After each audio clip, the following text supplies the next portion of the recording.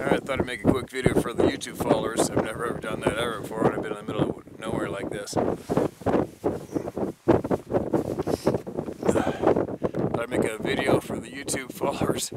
I've never done that before ever. Well, I've been in the middle of nowhere like I am right now. But there you go. It's August 2019 and this is what I do. And this is what I've done for many, many years. I've done it in the middle of nowhere. And I've seen a lot of sites, I've had a lot of experiences, and I've gained a shit pile of knowledge.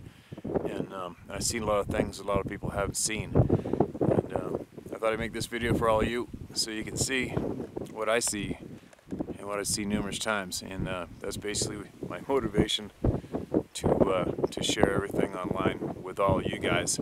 So all you people in the world who will never get a chance to see all this stuff, or maybe you might and need that extra knowledge, here it is on my channel. And yep, believe it or not. So there you go. This is what I see and this is what I do.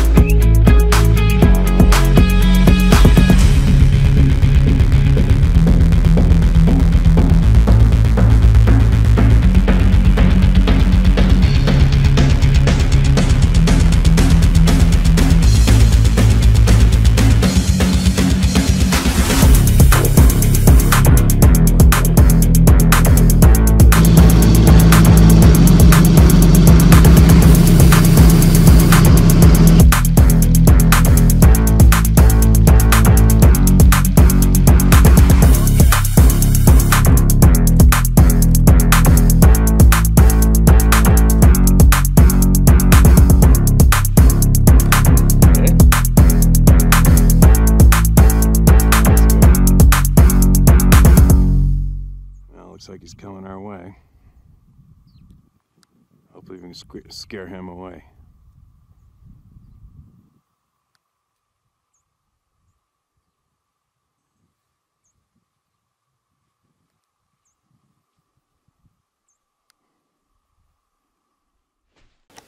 Come here, you big puppy. Come here.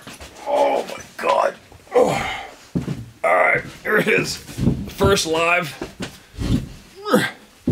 guest in the room. There she is. I think she's 75 pounds now or something. Definitely not a lap dog. Are you? Alright, there you go. Minnie asked, where's the dog? There she is. All she wants to do is play. Little bugger. She loves my rubber boots. It was pouring rain the other day and I had my boots out on the back porch. And I go outside, and out in the middle of the lawn, there's one of my boots standing perfect, straight up. filling up water. Goofy bugger. Anyway, this is it. The sliding glass doors all flashed in, water sealed from the outside, re-insulated wall. I packed the drywall in here yesterday for the ceiling, and the one wall is going to get it. Electrician's here at 12:30. So I've got time to go get my run to the dump with the trailer. And then, guess what I'm going to do? I'm going to go get, I'm going to go buy some big fuel totes and fill them up right now while fuel still is fairly crazy, but not as crazy as it's about to get. I've close friends in the military, side note, and I knew 6 months in advance before the Ukraine war went down that it was going to go down. And I warned as many friends as I could who had businesses that relied on fuel, said it's coming, better get your fuel now. And I know I saved a pile of money. They all went and did it. And then there's me, of course. I dropped the ball and didn't get my tank. I didn't get topped up. So that's what I'm doing. I'm going to go buy 3 of those big fuel totes today, and I'm going to fill them up because shit's about to fly. Worse than it is already. But anyway, that's all I got to say about that. So, well, maybe I'll say something on the other channel. I guess I should cut some time for that pretty quick. But in the meantime, got a couple other things to mention. Now, one thing I'm going to do, Canadian accent, eh? One thing I'm going to do is a bit of contact with a handful of people, non-stop. Fairly knowledgeable people. And what's going on is, right now, is, fix that lens up a bit. What's going on right now is I understand that Dr. Melba Ketchum has some samples. I think 3 or 4 or 5 samples. Specimens, possibly samples, I think. And they are now doing some solid DNA studies on what has been referred to as a dog man and other items. And I've been filled in with a little more better detail on this project, and they need the funding. And they have a GoFundMe page going. And I'm not a part. I didn't get misdirected by the dirt bags who continually attack people who advance in the studies of these beings. I know there was a bunch of controversy with some shitbags. I think it was from either Oregon or Washington who basically sabotaged, in a way, their studies the last time when Dave Politis and other people, Scott Carpenter, obtained DNA samples. A bunch of crap went down there. I'm not fully up to date with it just because my brain doesn't retain that sort of item for very long when it comes to the BS between different groups. But anyway, what I've found is when people attack people, try to silence people, try to discredit people because they don't like what they're doing or saying, that is, for me, I'm not going to dictate to you, but for me, that is the ultimate I am guilty red flag. The guilty parties are always the ones who try to silence or discredit or point the finger at. People who do that, I've learned, are 100% the guilty party every single time, right? So that includes the money scammer dirtbag who has been noted by numerous people who have harassed people, women more commonly, from what I have been directly informed with. Not only women, but predominantly a lot of women have been absolutely harassed by those people, including Melba Ketchum. Prominent so-called doctors who have had a so-called big name in the community in the previous have done a lot to try to disrupt those studies, right? Meanwhile, they're going around the planet selling footprint casts non-stop, trying to make every cent they can off the topic before they get publicly proven to be absolute. Anyway, I'll bite my lip. What I'm getting at is I do not jump on bandwagons. Nobody can convince me to go against anybody ever. Doesn't matter what the topic is. I look into everything first. I'll get a lot of red flags thrown in my face. Oh yeah? Really? And if I feel it's worthy, I'll look into it myself. especially when it comes to people harassing women. I've had a few people, while I've been doing this, bring some items to my attention in the past, and I've looked into it, solid, and I went at the perpetrators with a vengeance. As I believe all men should. We're here to protect the women and children. But anyway, too much babbling. So, they have a GoFundMe link up. I'm going to throw down $100 because I'm convinced it is a worthy project to get done. All right, and if any of you have been swayed in the past to be jumping on bandwagons or repeating character assassination statements that you've been told to repeat subliminally online, one of Scott Carpenter's books, the DNA Study Project, I think it's called, I forget, sorry. But anyways, he's got all the intimate details of what went down when various groups were trying to attack them in Melba when they were doing the DNA studies of Sasquatch people samples. All right. So anyway, I believe this is a very worthy project. Without a doubt, it'll help. The end results will help me with my puzzle pieces for sure. There's other people involved who can't wait for the studies to go through to help them along with their puzzle pieces, and they've been digging at a lot of different routes than I have for a long time, and this is very important to them as well, as there is a very large handful of people out there who are trying to get to the bottom of this crazy shit show called life, right? And the realities that are going on. So, we'll see. I don't know if anybody wants to join me in this supporting this project, but if you do, be appreciated, and I'm in.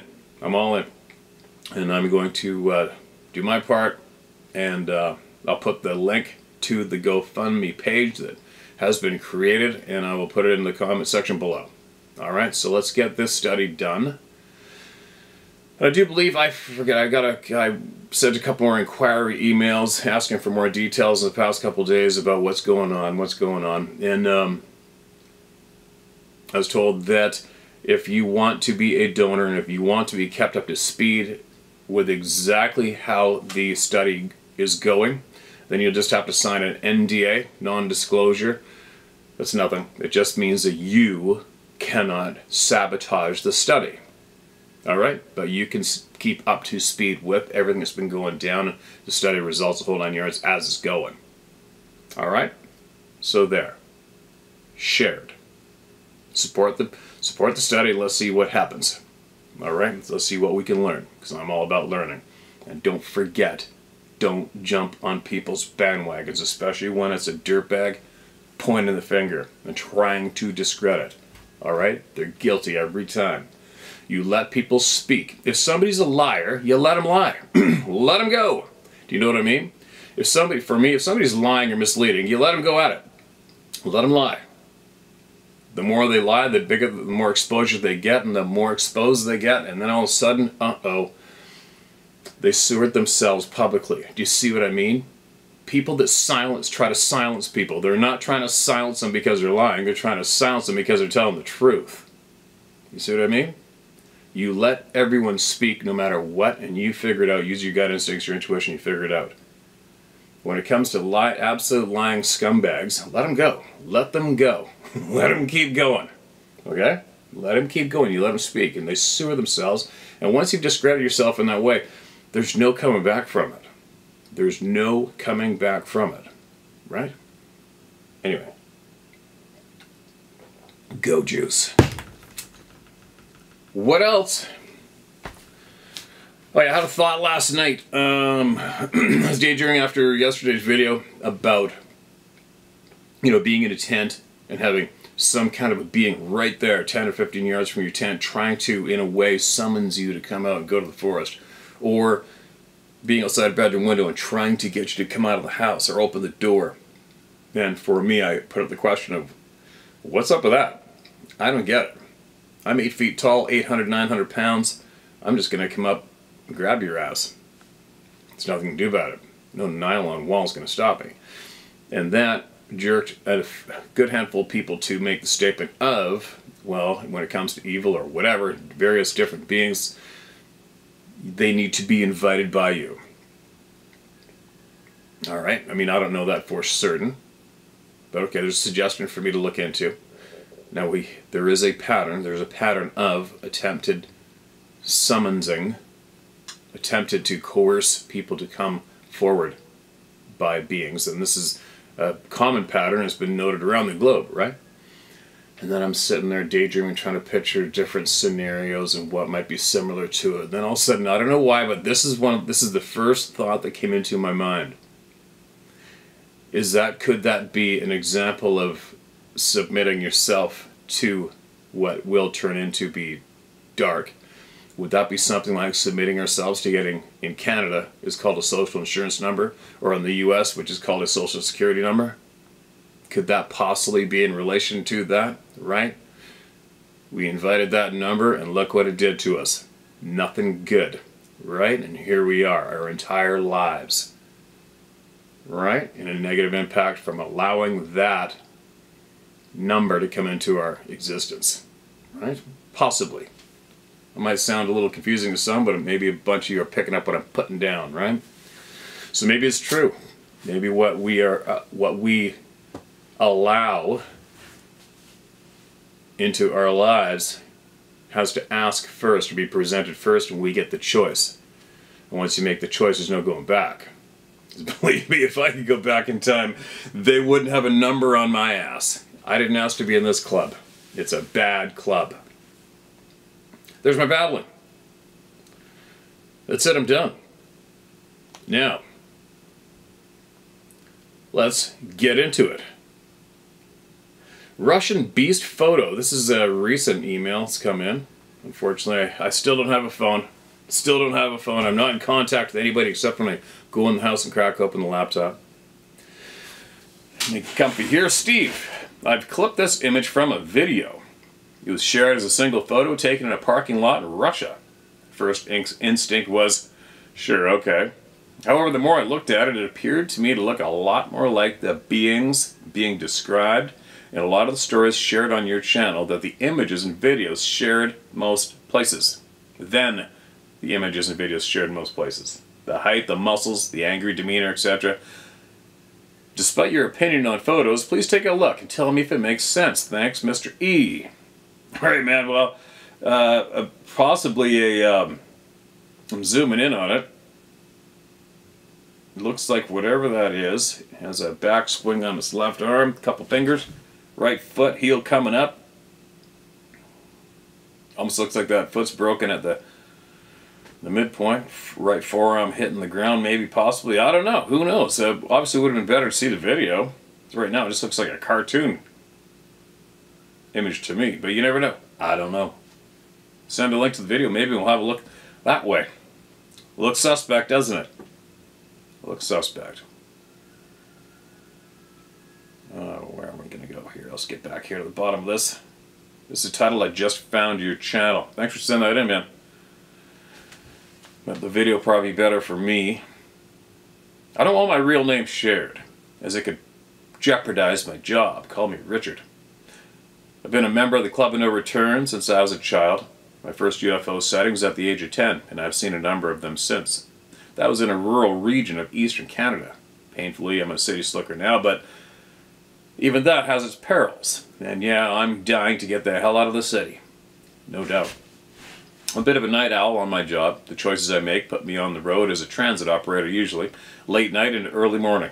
And some of the things I get to see, most would not understand.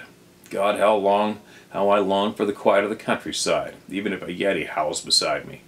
Oddly, this happens often. They live among us. 22:30. I do remember the time, but not the date for the specific one. I'm driving into downtown Core, and a young lady is in a small group of people to join the rest of the travelers on my bus. They all seem to be heading out for a night of partying. She has her back to me, chatting and laughing with her friends. Then she turns around to drop her fare, and I see her neck for a half a second, and I see flaps, open gills on her neck. Then in the next instant she looks me in the eyes, and with a small smile, and we have a moment of sharing. I know who you are. Knowing she's not of this earth, it is a moment of almost telepathic communication. Oddly, late at night this happens fairly often. Every few weeks I seem to run across these beings. It'll be different routes, different faces, ages, races, all giving me that look and bordering on that telepathic communication. This next one dates back to the early 90s. I was visiting Calgary for the first time in my life. That's in Alberta, Canada, you guys that don't know. And it was my first time seeing those glorious Rocky Mountains. Staying at a house in the south end of the city, southwest side of the highway residential area. We were a few hundred meters away from the southernmost C-train station. Note, this location also had a major bus depot and a major highway entering the city, Highway 2A. And is a very noisy area of the city. We, a group of 5 young guys, were waiting for our ride, a taxi, to go to a movie, 2015. No big deal, just a fun evening out. While standing there, I did my usual and was sky watching. It was mostly a cloudy evening, but through the clear patches I was hoping to see a satellite drift by. Yes, I know the difference between a satellite and UFO usually. So as I watched, the other guys chatted. The buses, cars, and trains all were active and noisy. It by no means was a quiet spot. From out of the clouds I saw a dark triangle craft emerge from the cloud. It had a series of 5 lights on the bottom. As the craft emerged from the clouds, a sudden change came about in our environment. All sound disappeared. It became utterly silent. The craft glided quietly across the open patch of sky, then re-entered the cloud bank. As the craft entered the cloud, all the noises returned. Buses, engines roared, train announcements, train movements, whirring electrical engine, cars, voices, everything was back. 4 years later, I asked 2 of the other 4 guys who were there if they remembered that night, and they did. But I was the only one to see the craft. But these 2 guys remember everything going silent, and in their own minds they didn't understand how it had gone so quiet. I still believe this was a USA Black project. The Black Triangle craft, and no, it wasn't one of the stealth aircraft the USA is currently flying on a regular basis. It was a solid triangle shape with no signs or sounds of propulsion. At this time, I'm kind of glad I haven't seen a Bigfoot, but you never know what tomorrow holds. Haha, something to look forward to. Regards, Richard. Okay, man, that one was definitely right out there from the usual flavor we get here, wasn't it? Gills in the side of a neck of a person on the bus. Right, and I guess if I put it that way, it sounds absolutely crazy. I wasn't there. I didn't see what you saw. I don't think I want to see what you saw. That sounds absolutely bizarre. Now let's see who chimes in the comment section below with a familiar sight, right? We'll see. Baby and Mama Almas. That's what they call it in Russia. Hi Steve, this story was translated from the original Russian circa 1960s and come to me from the former Bigfoot page in California some years ago. The website's now defunct, but here's the story for you and your subscribers to hear. It takes place in the early 1900s in the Caucasus mountain range located in southern Russia and northern Georgia of Eastern Europe. During early spring there was a cold snap in the mountains. It was about March or so. The woodsman and trapper was living in his cabin in the forest waiting for winter to finally break. It was unusually cold that season with nights getting into the -60s Celsius, which is in the -70s Fahrenheit, which is very cold indeed. The woodsman had been seeing large barefoot prints in the snow for a few days and had already suspected that an Almasty, the Russian equivalent for a Sasquatch, was hanging around his camp. One night when it was unusually cold, he heard at his outer door a tremendous banging and wailing of a large animal of some sort just outside his cabin. Upon his slowly opening the door, there stood a female Almas, clutching her newborn baby, blubbering and carrying on. He understood immediately that she was afraid for the baby's life and wanted to come into the warmth for the night. He led her into the wood room of the cabin where he kept the firewood and supplies, but that was warm enough for her and her kid to survive the wicked cold that night. The story doesn't say, but I'm sure he gave her something to eat as well to tide her over. Soon the weather broke and it warmed up, and spring finally came, and he never saw the two of them again. I've heard recently a similar story from one of the YouTube Bigfoot storytelling channels that took place in Finland in maybe the 70s about a park ranger befriending a female almas and her son for a few seasons, while the boy grew up only become a very large and surly fellow soon after. Yes, no act of kindness ever goes unpunished.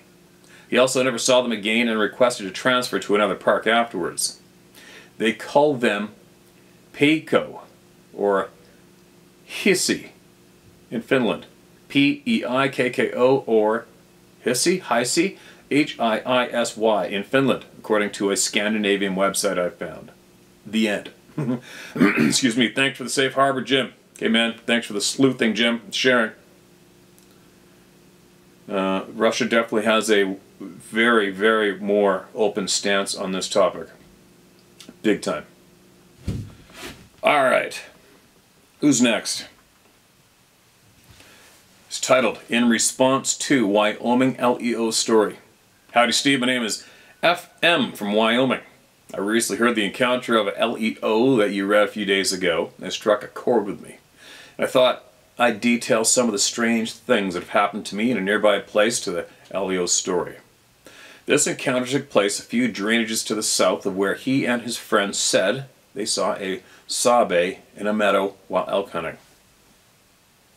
My friend D and I were hunting as well on one occasion way up in the same mountain range, probably 10 miles to the south. We were heading back to the truck along the trail and had gotten most of the way down the mountain and into the valley. We crossed a small creek and stopped for a drink/rest. It was late evening and starting to get nearly dark at this point. We were still a few miles away from the truck, but on a nice trail.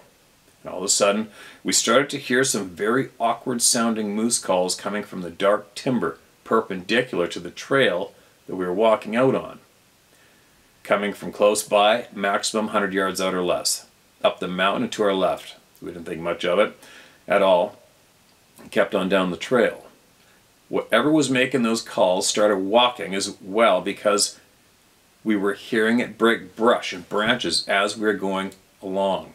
They made some more moose calls as well, and we would stop and listen to it. And we would stop and listen, and it would stop moving. By now, we at least mentioned to each other that those are some strange moose calls. Or, why the hell is that dumbass calling for moose when it's dark out? Or, something to that effect. We kept down the trail and so did our tag along. I thought it was strange that it stopped when we stopped and started when we started. I stopped once in a while. I stopped once while my friend was still walking ahead of it and was still making noise, breaking brush. Then it finally seemed to notice that I stopped, and it stopped immediately. That was weird as hell. This shit carried on for better than a mile down the trail. It was perpendicular to us, moving parallel to us, and all the while in thick-ass spruce forest above us on steep ground, and it made its way alongside of us for at least a mile. Like I said, we didn't think a lot of it at the time, and other than that it was strange, when we got back, it dawned on us how strange it was. First of all, wild animals don't parallel humans. They go directly away from humans in nearly all cases, and fast. Especially game species in hunting season, when they know damn well they're being hunted. This thing mimicked our movements for over a mile, while in terrain that would have taken you or I twice the time to walk through than the trail we were on. No human or a moose could keep pace with us in that way while we walked on a trail and they bushwhacked. Secondly, a moose didn't make those calls, nor did a human. That much I know. Our moose don't talk much unless it's rutting season, and this was late September. Our moose don't talk much unless it's rutting season, and this was late September, not late November, where they're in the rut. Oh, weird, because they are heavy in the rut late September here. They very much focused on not getting killed at this point of the season. Mating comes later. Lastly, we got back. Lo and behold, we were the only truck in the parking lot. Fancy that. We knew damn well it wasn't any hunter making those sounds anyway. Well, Steve, that's my encounter, just a few mountains away from the recent LEO sighting. Our next encounter went down in the bigger mountain range to the east of there, Continental Divide country. We were towards the end of a very long backpacking trip in the early summer, 60 plus miles deep in the northern end of the 100-mile long range. We were up on a bare ridge, well above tree line, at 11,500 feet or so, and we were starting to descend the pass down into the valley below, where there are a few big lakes to fish. In early summer, this part of the range holds snow a long time, so as we looked down into the valley, we were looking out at mostly frozen lakes and snow covering 75% of the ground at least. That's all it is up there. Snow-covered mountain peaks, valleys with lakes, rocks, and small patches of grass, one after the other. We reached a prominent point where we were looking out over everything in the valley below when both of us were stopped dead in our tracks by a scream/roar/howl that lasted 12 to 15 seconds. That's frickin' crazy to hear something that long. That would be insane. Especially that powerful, wouldn't it? It came from way across the valley, probably 2 to 4 miles away. The sound started out sounding very much like a person being murdered. Very high-pitched and woman-like. It transitioned into a more angry-sounding, roaring, angry dad yell, going lower in pitch. And it finished with the kind of siren-like, classic Bigfoot howl that we've all heard a lot of. It was finishing making one part of the vocalization while ramping up the next part of it. But it was all one fluid sound, coming from the same source. It seems like these beings have ways of making multiple sounds at once, like they have multiple sets of vocal cords. This thing was loud, and we could, in some way, feel it in our chests, even though we were a very long way away. Miles. Judging by where we were in relationship to where the sound was coming from, this thing was sending a message directly to us. Not mind speak or anything of the sort, but it was clearly telling us to stay the hell away from it. We were skylined, and we could tell it was sitting on a distant vantage on the opposite side of the valley, much like we were. We weren't hunting, so no binoculars. Shit. Anyway, we stayed in the valley that night and didn't get much sleep, though nothing crazy happened. Thank God. When we finally got to cell service a couple days later, we called a friend for a ride back to town, and we told him about the scream we heard.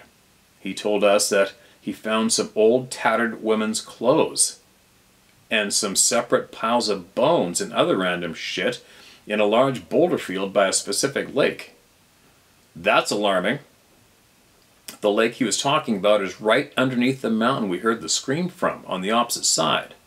I think about that damn sound nearly every day, and it truly turned me from a skeptic to a believer in a snap. In that high country, there's nothing living up there in the early summer months except for bighorn sheep. The deer and elk never go up that far. They would if they could. And the grizzly ain't eating sheep, so they stay in the foothills below tree line with the game they can catch. I just mean to say where we were is remote. And damn sure no fool is hauling his Fox Pro and blasting Bigfoot sounds when it's a minimum 25 miles in to where we were. Haha. We were the only people foolish enough to be away the hell up there that early. Didn't see a soul for 4 days prior. Well, Steve, that's about all I have to say about that. Thanks for doing what you do, and good luck to you in your endeavors. You're appreciated. Sorry for the lengthy novel. I'd rather get it all out. Thanks again, Forrest. Appreciate you, man. Thanks for sending that in. And you know what? Your description of that howl, pretty well. Wouldn't you agree, you guys, that so far, nearly every single person that has described the scream/howl, where it starts off sounding like a lady getting murdered, how's that for a frickin' solid pattern? The people who describe this howl basically all do a very, very good job at describing it, and they all describe it bang on. Don't you think? Almost bang on. Was it typically sound like a bloody screams of a woman getting murdered, went into a high pitch and then drawn down into a low howling growl, and then sounded like an angry gorilla or whatever at the end, right? And 9 to 15 seconds seems to be the common time frame bracket now. What a crazy thing to hear. Crazy. I'm going to drop a quick note on the grizzly bear thing. You made a statement that grizzlies will never go up that high. They do.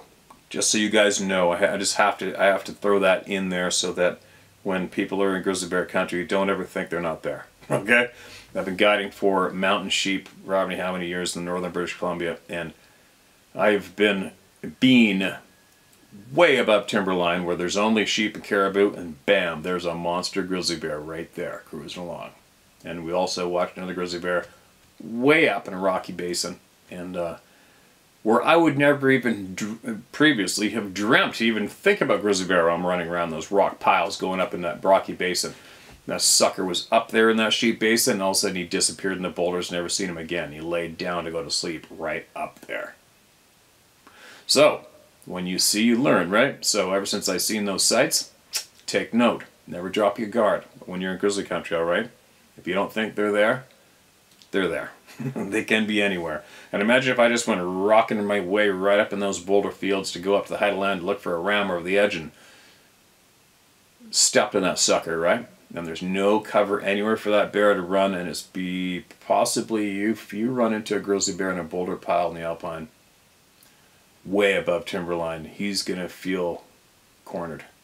And then the outcome's not going to be too good, right? Anyway, there's a quick drop. Now, who else? Who else? Shit, I just lost where I was. Unfortunate. Hold on a second, you guys. Alright, this was titled Long Forgotten Memories. Hello, Steve. Please don't mention my name if you decide to read this in your video. I've been watching your channel for about a year now, slowly catching up, lol. I was debating on whether to write to you or not because even though I was born and raised to be in the forest through my people's traditions, I honestly can't say a lot about the Sabe topic, as I was always reprimanded for wanting to know about them. To ask questions could be thought to cause something bad to happen. Wechasta Tunga, pronounced Wechasta Tunga, meaning big man. Please forgive my spelling, as I'm also relearning to write and speak Stony. Many reasons why it's lost to me. Is the name I was told they were called by my family. I was never big on the paranormal phenomena. However, I did grow up running around the forest on Stony Nakota Reserve since 5 or 6, alone or with cousins, and always had a feeling of being watched. Never had any negative interactions with the big man. Also, personally, never came face to face with any predators during those times. Possibly they were keeping the bears, cougars, and any animal that could harm or kill a child away from us. The pressure or sensation that is mentioned is most likely from them or protective spirits. Others have said to keep you out of an area that could possibly be dangerous to you. I say that because there have been many times during those childhood years of exploring the forest around my grandparents and the house I grew up in, where I would think, I'm going to go check out that clearing we found yesterday and see if it would be a good place for a fort. Then in the next second I would get a strange feeling, a sensation that I shouldn't go. Sometimes the decision to not head in that direction would happen as I'm heading out the door based on that feeling. I've walked so much between my aunt's and late grandparents' houses that there were times I would remember leaving my aunt's house in the middle of the night and walk to my grandparents' with the dogs if they were loose, and sometimes by myself. In this area there are spirits, little people and the big people, which is strange because it is really near the Trans-Canada Highway. One day I was about 7 or 8 during the summer, and I decided to take a roundabout walk from my aunt's to my grandparents through a cut line and passing a shell plant. During the walk I was wondering who would be home and if there was any tea made, when all of a sudden, feeling of being followed made me gradually slow my pace to lessen the noise from the leaves and the grass underfoot so I could hear what footsteps either behind or around me. There was nothing but distant bird calls, and I decided to turn real quick to catch my cousins in case they were trying to sneak up on me and scare me, as we sometimes did to each other while playing. As I quickly scanned the area about 25 feet away, I am guessing as I'm not really good with telling measurements, if I could say I was by a big poplar and the figure was 6 poplars and 4 spruce trees away, then that's what I would say, measuring using landmarks. So embarrassed by that. Don't sweat it. Was a shimmering, dark, tall figure. I would say maybe 7 feet tall. At the time it seemed taller than my 6'2" uncle if he was to stand in the same spot. I say shimmering because it seemed like the figure was behind one of those pieces of glass that is in some showers. But only the figure itself was fuzzy. Everything around it was clear, like he was trying to phase out of my field of view or cloak. In the 3 to 4 seconds it took for me to turn and notice it stopped walking and it seemed to turn sideways behind a spruce tree that was next to it. I immediately turned, quickened my pace to a nearby gravel road that led straight to my grandparents' house. I didn't run because I didn't feel like it was going to harm me. I guess it was just the fact I saw something that my child brain couldn't easily explain. Like the shadows that were gliding along my aunt's basement walls, or the creepy face that would peek up from behind her water cistern when we would be playing in the basement. I apologize for the length and haphazard light of this email. I haven't been able to tell anyone else, or people who I do tell start to get the look of, yeah right, it's just your imagination. I'm slowly starting to remember things from my past as I work through some issues that were caused by trauma I suffered from a decade-long abusive relationship. It's crazy that it's been 14 years since I took my children and left for a woman's shelter and never looked back. Good for you for being brave and protecting those kids. Good for you. The only negative interaction was when my cousins and I were out on one of our forays and happened to notice a couple hundred yards away along a power line trail a guy riding a horse, and then the sudden whizzing sound of bullets. Needless to say, we scattered into the trees and made a mad dash for our grandparents' house. I think we told the adults, but I honestly can't remember. I do know that we avoided that area. That's frickin' creepy. Again, I do apologize for my rambling. When I heard the email being read from the guy near the reserve, I thought I would at least unload this one burden of mine. I was always interested in this subject, but without anyone willing to tell me, I remained in the dark. With each video, I'm learning so much, and being reminded of some things that I completely forgot. Thank you for at least taking the time to read this. Whether you share it on your channel or not, it's up to you. Shared and very worthy. I appreciate you sending that in, Lorraine. And I'm glad that you're a strong, brave, free woman. We need a lot more of you in the world. Appreciate you. And keep email back in if you learn anything else, alright? Because there's people here, including me, that want to hear it all. I want to hear it all. Alright? You and many people like you and each other, we are all we have, right? And that's who we're going to learn from. Now, alright. Okay, one more. Mark this is red. Hi Steve, I'm an avid watcher of your channel, being a great fan of yours and David Paulides. In fact, I started watching from the beginnings as I love Canada, British Columbia in particular, as I have family there and visit when I can. In fact, I would live there if I could, and we'll never say never. Not only is the wildlife and scenery stunning, the people I have encountered are polite, welcoming, and open for the most part. For several years, however, I was a police officer in Northern Ireland during a very turbulent and troubled times where my sixth sense no doubt saved my neck on several occasions. No doubt. One of my best friends grew up there. Stories are incredible.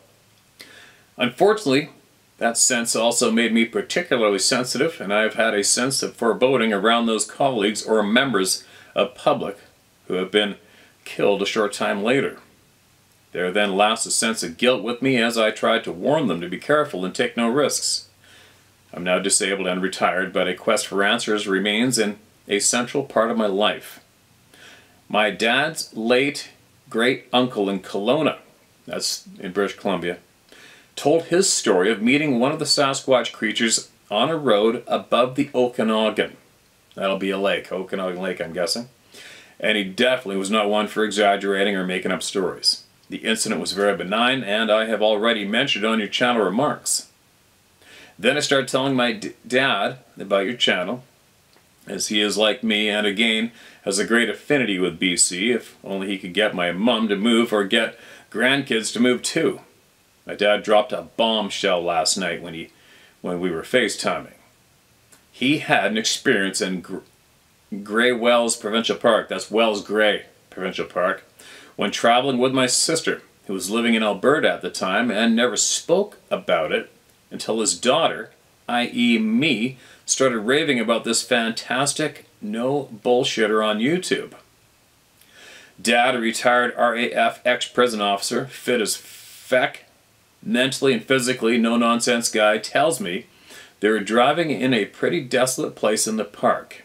He slowed as he thought a bear was going to cross in front of them, except this bear was on 2 legs and had deep, darkest brown hair, no bare snout or paws at the end of its arms. As this creature stepped onto the road from his right, it walked human-like, but faster than a man, across the surface, giving little care about the 2 open-mouthed humans watching it.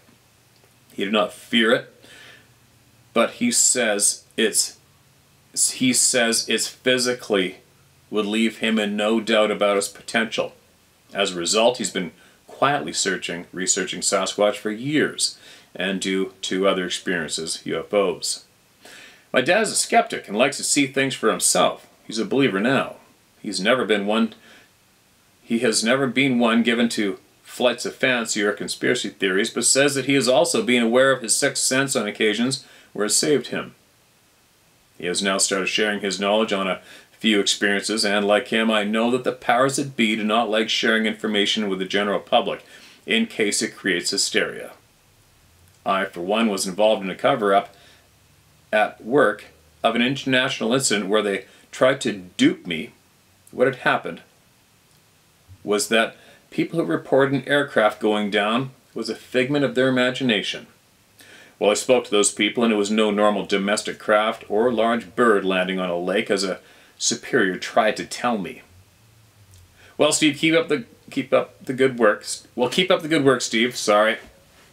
Love your horses, and as much as I know there's a place for wolves, keeping those buggers away from your friends. I know several friends who would happily help you sort them. I would kill any one/thing who touched my horses. Regards. Did you say it's okay to use your name? Okay, I'm going to say your name, Judith. Judith Leons. Judith Leons. Appreciate you big time. You're a brave, free, honest woman. I'm glad you're here. And I'll say a hello to your father too. I'm sure he's watching. Just a side note, so what do I know about Wells Grey Provincial Park?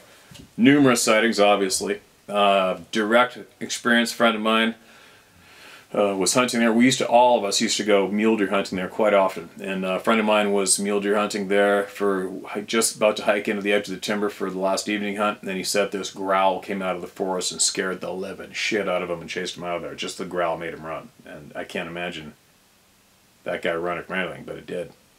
Also, just over the hill from Wells Grey Park is where our friend, the native logger who had the Sasquatch jump on his machine, his broken machine in the middle of the night in Spencer's Bridge, where he sat down with a couple of loggers talking in Mackenzie, and he said that logger told him of dropping that huge cedar tree, and in the middle of it was the massive, large skeleton of something.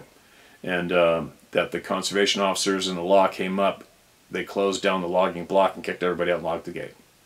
That happened not far from there. Also, the boy who spoke of his nasty-ass dad who belittled him all the time, drunk, and they were all trout fishing on that lake, and he looked up and seen that thing. That was also near there. Just past Wells Grey, drive along the same highways where my old girlfriend had one running beside her car looking in the window at her. The list goes on and on and on around that area. Well, actually, everywhere, right? It goes on everywhere. I think it just goes on there quite a bit because so many people drive that highway traveling from, say, Vancouver to Prince George, right? The Rocky Mountains. It's a popular route to drive. It's remote most of the ways. And Wells Gray National Park has a lot of people up there. And there's a place near that park where apparently it's $1 million fine if you go into this area. I'm going to have to Google that up again. Somebody alerted that to me and I looked into it, and sure enough it was fact. I'm going to have to look in there a little deeper again. What's going on with that one, right? But anyway, appreciate you emailing in. You know, what am I going to do now? I got to go in. Got to get out of here before the electrician shows up. I don't want to scare him away with Sasquatch stories. And I'm going to go drop my donation to Melba Ketchum's project so that we can hopefully get some answers and puzzle pieces for our puzzles. I'll put that link below in the comment section below. And we'll see what comes of this, right? And then what else? I think that's about it for right now. I got a lot to do today. I'm going to get my butt in gear. I'll be back again, and I'm going to be making some videos. I'm going to go get those trail cameras in the rainforest in the next couple days too, possibly tomorrow. And I'll take the camera there and I'll show it to you guys. I'll be back shortly.